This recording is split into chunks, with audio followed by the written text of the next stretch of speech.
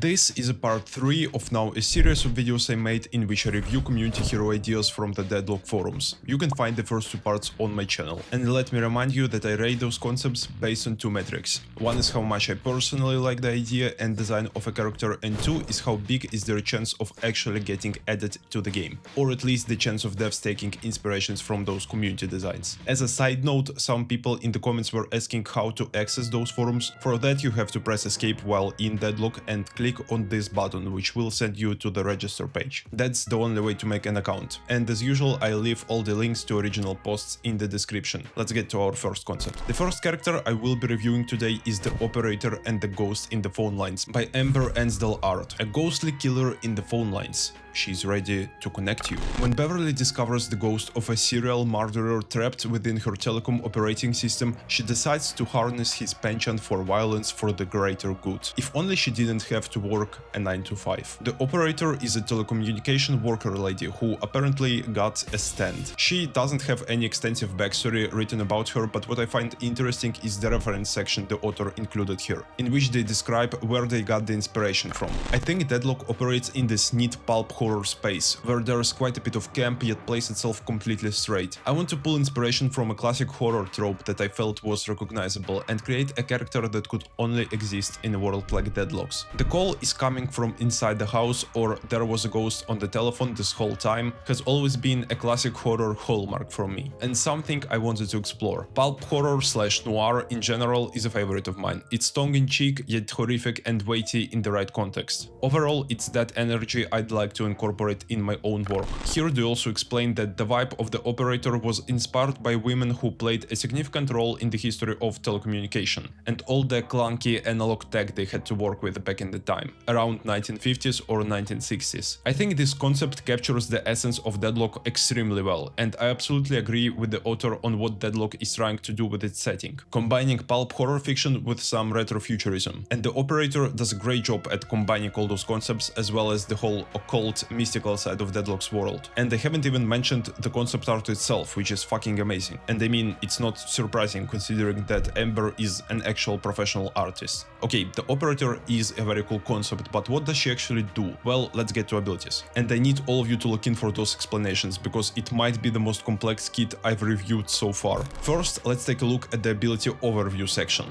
Overall, the Operator is all about connection, a utility and support hero. She uses her abilities to increase the damage output of her teammates, and under the right circumstances can pack a wallop with the aid of her murderous ghost companion. The Operator's primary fire comes from her ghost companion. She points, he shoots. The companion is armed with a well-rounded weapon, which initially may not pack a lot of heat, however when paired with the Operator's signal towers can produce deadly results. The Operator's most important function is her ability to place signal towers. Many of her abilities focus around the upkeep and proximity of those towers to both teammates and enemies. First, I love the idea of her shooting animation. One of my favorite animations in the game is Wraith, who has her actual arms in her pockets and then shoots with her other set of arms, and the Operator reminded me of that. I'm also wondering if the ghost is supposed to show up only when she's shooting and using her abilities, or is he floating around her at all times? And I'm also wondering if he has an actual hitbox, like can you shoot that guy and deal damage to the Operator? I'm curious about how they could balance that. Here we also find out that her abilities heavily revolve around placing signal towers, so let's figure out what they do. Ability 1. Establish your connection. The Operator places a signal tower, emitting a radius, that, when stepped within, increases the damage of the Operator and her teammates. The initial placement of this tower creates a small AoE rupture, that in burst damages opponents. Upon placing a second tower and any number of towers afterwards, a line is drawn, connecting the 2 points and extending the field. Placement is key. The closer the towers, the stronger the connection, and greater the buff. Putting multiple points down that connect fills the shape created from each point placed, extending the field within reason. Spreading those points can cover more ground and give your team an advantage, although at the cost of a weaker buff, depending how spread these points become. I love this idea, and we don't have any kind of deployable support in the game aside from McGuinness, but I think her turrets are kind of boring and can be quite annoying to play against. This ability I think is not going to be as frustrating to play against. You basically have to think in fights, do I prioritize shooting those those signal towers, or do I try and duel those enemies who have increased damage? I think it's very fun and gives a lot of creative freedom to whoever plays the operator. I imagine you could do some very interesting signal tower placements. And since there is a cut on the damage amplification you get based on distance, you have to be smart with your placements. I love it, but that's not even all there is to this ability.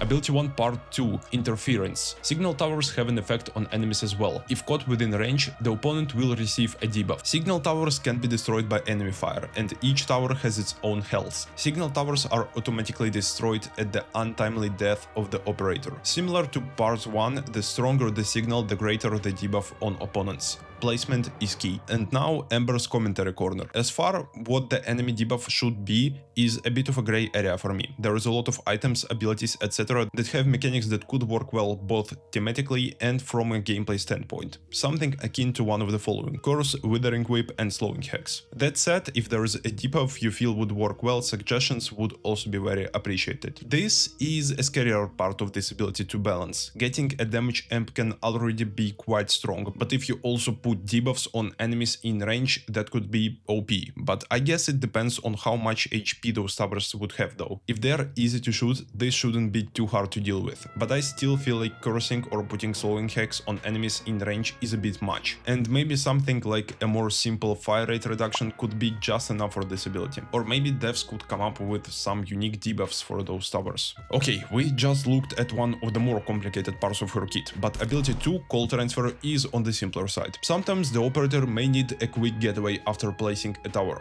Her ghost companion is able to lift the operator upwards and whisk her back out of harm's way in a pinch. A simpler movement ability to get out of any sketchy scenarios. The operator is supposed to be a utility support, so some sort of escape is obviously needed for her to avoid disadvantageous fights. And I also really like how this ability uses her ghost to literally pull her away from danger. Ability 3, Ghost in the Answering Machine. When the ability activates, towers that the operator have placed fire a burst of small ghosts that damage enemies and opponents within range. Per tower, this spirit focus automatically upon one target and go careening towards it. The speed from which they fly starts slow but can be increased over the course of the match. Ability 3 is a great synergy with her towers to deal additional damage to whoever was dumb enough to get close to her towers. It seems to me like the operator could be a great counter to all the close range frontline characters like Abram, Schiff or Silver, who want to get in your face and who thrive in close spaces. I think whenever we get draft pick, operator could be a perfect situational pick to deal with those guys. I also wonder if those ghosts she sends could be destroyed, similar to Grave Skulls. Those two abilities seem a bit similar, so I wonder if that's the case. And I do think it would be fair if you could shoot them, since if you get into the range of signal towers you get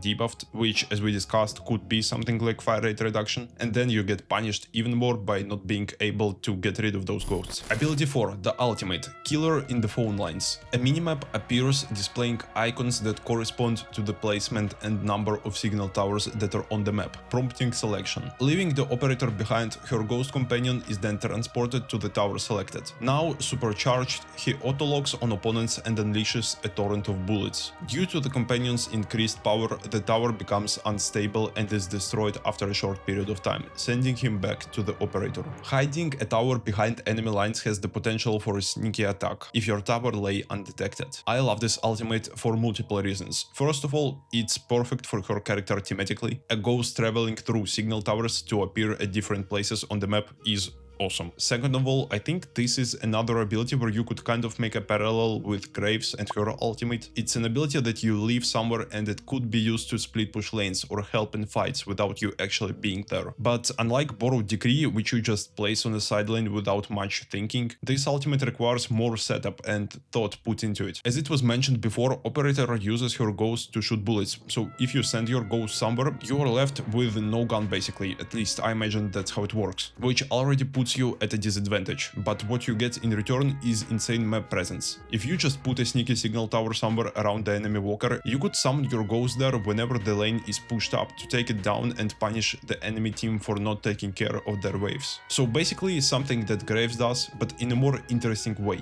and it also shouldn't be as easy to use, considering that you could destroy those signal towers with just primary fire. You could also leave a tower under your objectives and defend them whenever someone is trying to push them and there is no team teammate nearby. Basically, there are infinite use cases for this ultimate, and it's balanced in a really fun way. I'm a huge fan of that one. Let's get to ratings, and from me personally, the operator gets a 10 out of 10. I love everything about this character. I think her design and sources of inspiration are perfect for Deadlock, and her kit has so much synergy. I think she would be very fun to play, especially for people who really like macro maxing in their games. As for her chances of getting into the game, I'm tempted to give it a 10 out of 10. Maybe I'm biased since I just really love the character, but I can't see why Deadlock team wouldn't take some inspiration from Ember's design. And if they ever want to add another summoner type character, I really hope they look at the operator. By the way, I'm pretty sure it's the first time I'm giving a character to 10 out of 10s in this series. Also, I usually don't do this in the middle of the video, but if you are enjoying this video, I would love for you to subscribe to the channel. I am getting quite close to 1k, so if you subscribed, that would be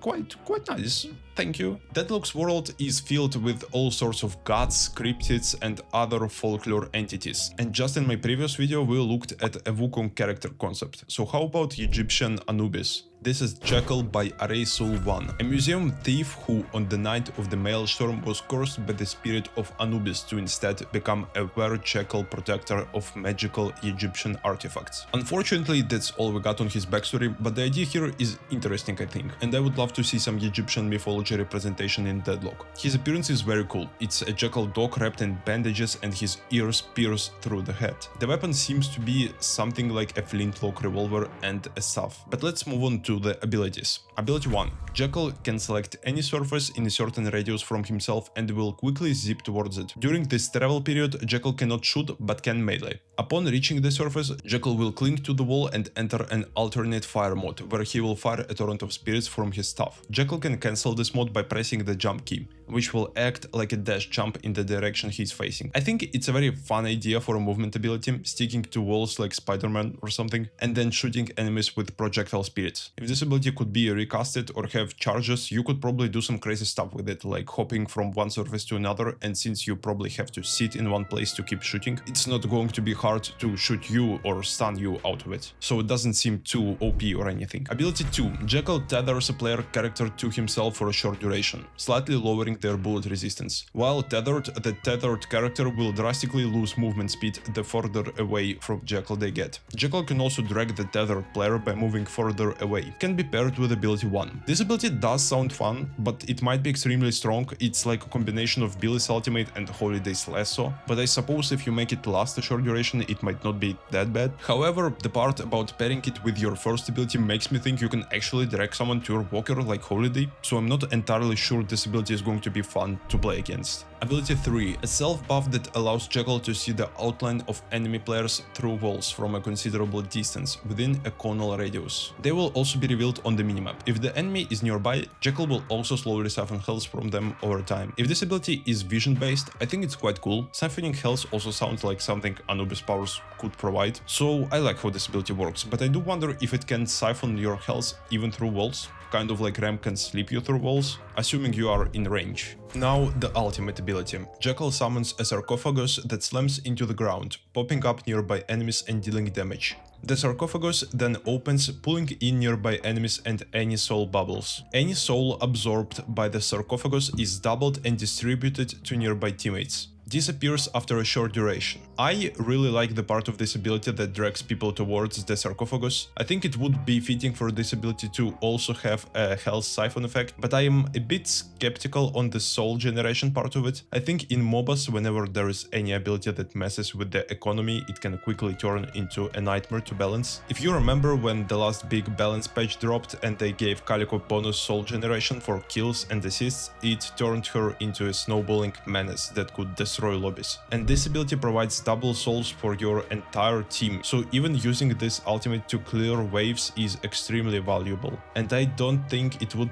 work really well, but aside from that, a sarcophagus dropping from the sky and pulling enemies in is pretty awesome. I really enjoyed Jackal design and I fuck heavily with anything related to Egyptian mythology, but I do think some of his abilities could use a bit of work. And I also would love to hear a more detailed backstory of who this person really is. but it's still a very solid concept and I want to give it a 7 out of 10 for my personal rating. And for the chances of devs taking inspiration from this design, about a 7 out of 10 too. I think there is a decent chance that they will add something to represent this part of mythology, and I do really like some ideas like the sarcophagus ultimate, but there is a chance devs will take a different approach to design a similar Anubis character. The next character is one of my favorite concept arts I've reviewed so far, and it's Valerie by Quacksalot, a paparazzi lurking in the shadows of New York. There isn't much written about her backstory, but I think it's fitting since we are probably not supposed to know much about her. Here is what the author had to say. I just want to explore the juke closets and shadow people of the Deadlock universe. Valerie is my take on paparazzi character, eager to document the ritual and the famous or infamous names that are known around the cursed apple. Naturally, she would be somewhat irritating presence for many of the characters, but have an infectious, energetic attitude. There is also this example interaction she would have with Lady Geist, pissing her off with questions about her looks, which gives us a good idea for this character's personality. I think her appearance being this dark silhouette is sick as fuck. It really does look like those other people you see around Deadlock map. I'm not sure what the lore implications behind this are, but it looks very cool and fitting for the world. There is an art for her gun, but nothing written on how it works, but we can figure it out based on the art. Her left click will shoot 3 bullets in a column and her right click will shoot 3 bullets in a row. Very simple, but a very cool idea for a weapon with 2 firing options. Her ability number 1 is Cheese. Whip out your camera and snap a picture in wide angle in front of you, damaging enemies with a flash followed by a fading stun. If your enemy has the infamous condition, the stun is longer. I love whenever a camera is used as a weapon, maybe a weird reference, but it reminds me of the camera gun from Enter the Gungeon that also stunned enemies with a flash. I also really like how the stun on this ability is conditional, and to figure out what the infamous condition is, we have to look at the third ability,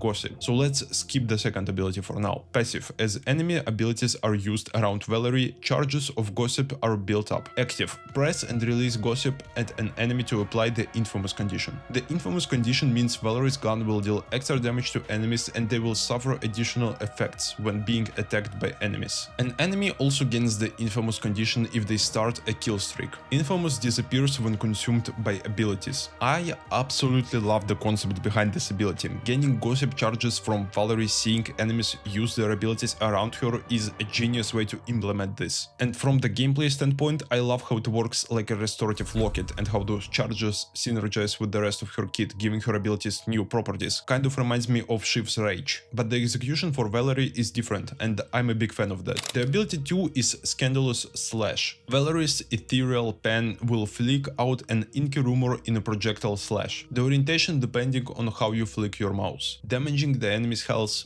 and reputation. If Scandal hits an infamous branded enemy, halve its cooldown. This ability is fucking awesome. A slash that is based on how you flick your mouse is a great concept, and I think it's going to be insanely fun to play around with this ability. Trying to hit multiple enemies at once, and once again it works with the infamous condition, so if you manage to put this condition on multiple enemies and then you hit them all with your slash, you can probably cast this ability again almost instantly. Finally, her ultimate. News travel fast. Juke closets for Valerie are a gateway to a traversable ethereal void. Valerie can enter and exit through any juke closet across the cursed apple. You gain bonus move speed, health regen and gossip charges within the void. Once you exit a juke closet, the ability goes on cooldown. Again, another ability I love. Not only it's a very unique usage of those veils you see on the map that honestly don't add much to the game at the moment, but it also perfectly fits Valerie, since she is directly related to those shadowy figures you see in veils. It's like there is a secret network going on there that only selected people could access. And I also really like this visualization the author made. I guess you temporarily enter a different dimension and you could choose which veil you want to come out of.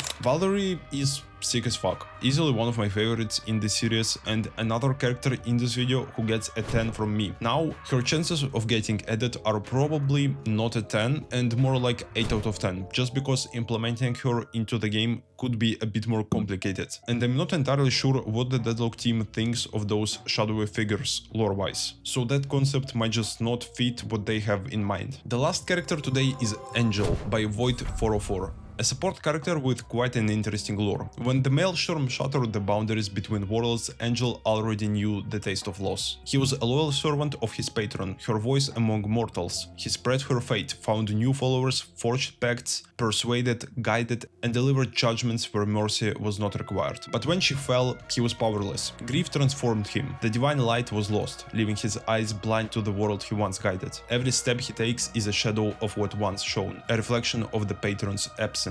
Through self-imposed suffering, he seeks truth and the power to reclaim what was lost. Every trial he endures, every pain he bears, is a vow he gives to himself and to the memory of his patron. For years he wandered the world in search of forbidden knowledge, tracing ancient rites and listening to echoes of powers. He did not preach, nor did he seek followers, yet stories followed him. Without his consent, a small cult began to gather around these rumors, worshipping the idea of a being who grants peace through suffering. He neither confirmed nor denied them. Now he enters the ritual to bring his patron back. It is also worth mentioning that the author would describe this character as morally grey, since he truly believes his intentions are good, yet his actions are highly questionable, and he's also gradually losing his composure. So not a kind, gentle angel, but rather one who would do anything to bring his god back. I'm always a fan of different fallen angel type stories, and this one is awesome, especially how it's connected to the overarching lore of Deadlock with patrons and other godly beings. Another interesting thing the author included is two different things that kind of hint at angels existing in the world of Deadlock, like this art in the hideout and a legendary item from Street Brawl. And now, Angel's abilities. Ability 1 is Sinner's Mark. Brands an enemy with a mark that deals spirit damage and steals health. A pretty simple ability, and I do like the name Sinner's Mark, but don't have to say much else on it. I also wonder if it's a point and click ability or more of a skill shot, cause as a skill shot I think this would be quite similar to Drifter's Mark. Ability 2, Painful Blessing. Angel sacrifices his health to instantly heal an ally and enhance mobility. Now, this ability concept I love. I always liked the self-damaging type abilities in games, that's why I like kits of characters like Victor and Geist, but giving something like this to a support is a very fun idea and could create quite a unique playstyle for him. Ability 3 is Angelic Flight, and this ability had multiple changes from the author, so let's stop on the final one. Angel spreads his wings and takes flight, gaining free aerial movement for a short duration. If an allied hero is within range, Angel may leave them and carry them through the air. While flying, Angel emits a healing aura that restores health over time and gradually cleanses negative effects from himself and his carried ally. Initially, this ability was probably way too strong since it gave you CC immunity and it made it quite similar to Dynamo's 2, but the author changed it to be a more movement and healing focused ability and only left CC immunity for a brief moment with a tier 3 upgrade, which is all good changes